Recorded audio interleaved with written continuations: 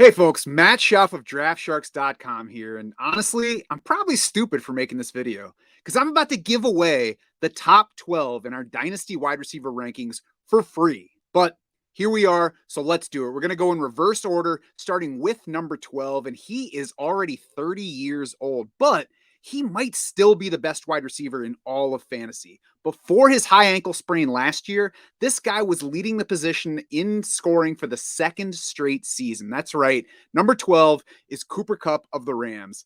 Still looks like a stud, should continue to produce this season. How much longer? We'll see. And that's really the only thing working against him and why he's not higher in our rankings right now.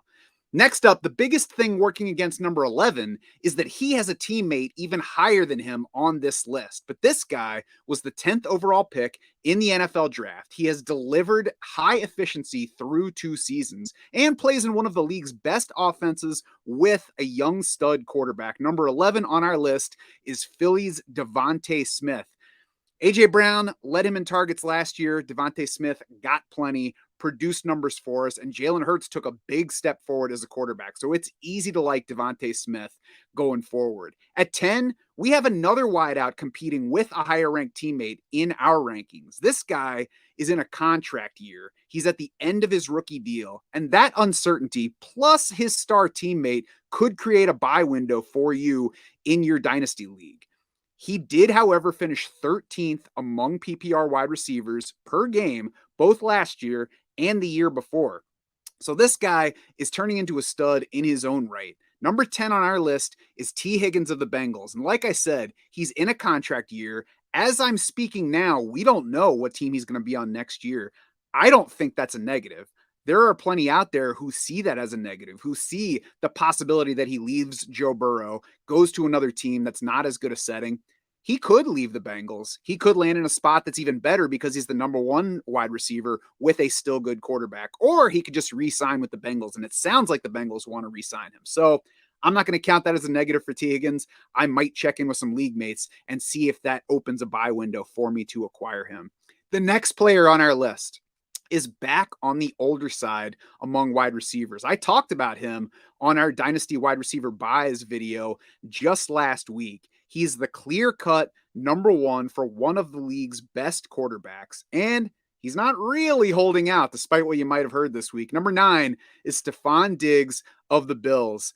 Like I said on my previous video, he's a little bit older than we want on our dynasty teams in most cases, but that can be a time to attack those who want to get rid of veteran players before they reach the cliff. Stefon Diggs has definitely not reached that cliff yet. So it's a good time to maybe put out some trade feelers and see if you can get him for less than what he's worth. Because we've probably got a good 3 more seasons of Stefon Diggs production. It seems like in Buffalo based on his contract. We'll see if there's any issues that we actually need to worry about. But his holdout lasted for about 6 minutes earlier this week. So I'm not too worried about that factor.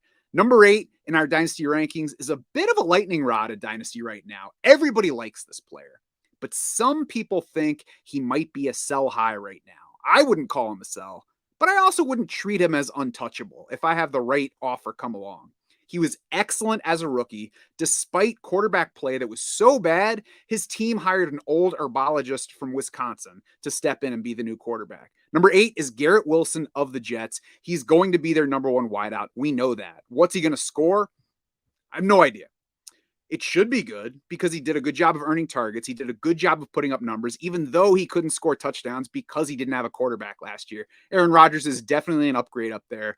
He has already spoken highly of Garrett Wilson, said he does something amazing in practice every day. So I'm going to go ahead and bet on Garrett Wilson producing. But again, we'll see just how high he is on other people's boards. Don't be afraid to make trades in Dynasty. You're going to have to give up something of value. So I would never call Garrett Wilson a sell at this point, but maybe he's somebody that can be involved in a trade package. Number 7 told us this offseason that he plans to retire sooner than any of us probably expected him to do. Do we trust that? Do we do anything with it? Do we act on a league mate's potential panic? All I know is Tyreek Hill left Patrick Mahomes last year and still finished second among PPR wideouts. That's where he sits in our 2023 rankings right now. I'm not changing anything in my Hill outlook over his announcement that he might retire at the end of 2025. Even if that happens, we've got 3 more seasons of Tyreek Hill. I would much rather enjoy those 3 years of production with him on my team and then lose him than trade him now and miss out on all of that. And especially then if I find out that, oh, we got to 2025 and he changed his mind. He wants to keep playing. I'm going to keep Tyreek Hill on my roster. Number 6 finished 5th among PPR wide receivers last season. He ranked 9th in targets despite playing in a run-heavy offense on a new team with a young star wide receiver already in place. Playing with his best friend at quarterback certainly didn't hurt A.J. Brown. He is number 6 on our list. And I mean, the rocket ship is already moving. We don't even have to say it's ascending. It's flying along to its destination. Where that destination is, I don't know, but I want to be there for the trip. If you bet against number 5 heading into last season, then you're not alone. He was a day 3 NFL pick. It was easy to explain away the target surge he had late in his rookie year, but he made sure that any of us who doubted him heading into last season looked stupid. And now, number 5, Amon-Ra St. Brown looks like a PPR stud going forward. So he's somebody to keep on rosters. Number 4, you could argue that he does not belong ahead of the teammate that we already discussed, but this guy is about 5 years younger than that teammate. He already has a pair of top 12 fantasy finishes behind him. He's an exciting young player, and best of all, he hasn't told us yet when he's going to retire. So we don't have to worry about that factor with number 4, Jaylen Waddle. Again, Tyreek Hill came to town. Tyreek Hill grabbed a huge share of targets in his first season in Miami, and yet Jaylen Waddle, still a top 12 fantasy wide receiver. He did it on well above average yards per catch. Maybe he doesn't get quite so lucky on that front. Maybe he doesn't get lucky on the touchdown front. Maybe he doesn't have so many long scoring plays, but he is the kind of player that can keep doing that. I'm certainly not going to project a big downfall to Jaylen Waddle. Even if you don't think he's at number 4, I'm not sure how much farther down you can move him. If you disagree, if you think Jaylen Waddle is way too high at number 4, then leave me a comment on YouTube. Tell me just how wrong we are about Jaylen Waddle and who belongs ahead of him. Number 3 is another clear-cut lead wideout with a successful quarterback. Many of us entered last season wondering if he was really a target earning type. And I say us just to be inclusive. I was not among those doubting him. This guy answered by ranking 8th among wide receivers in target share, 4th in total targets, 6th in PPR points, despite his QB missing a chunk of time. He's still just 24 years old, and CeeDee Lamb is an exciting wideout that I enjoy having on my dynasty teams and somebody that I'm targeting in redraft this year at the end of round 1. Now, if you have watched the video to this point, then you probably already know who the top 2 are. The only question might be which order in which they appear. These 2 guys spent 2 seasons in college together in the same offense with a terrific quarterback who's now lighting up the NFL. And now they both stand as clear lead wideouts in their NFL offenses.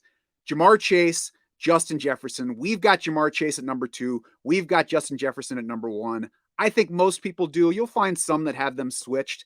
It doesn't really matter. I'm not trading either one of those guys straight up to get the other one. If you have either one of those players, you have a stud wide receiver that is an anchor for your dynasty squad going forward. Now, you can find our full rankings at wide receiver and every other position on draftsharks.com now, as well as exclusive DMVP values for every player that give you an unfair advantage in your draft and on the trade desk. If you want other dynasty tools, dynasty trade value chart, everything on the site, check it out. We're waiting there, ready to help.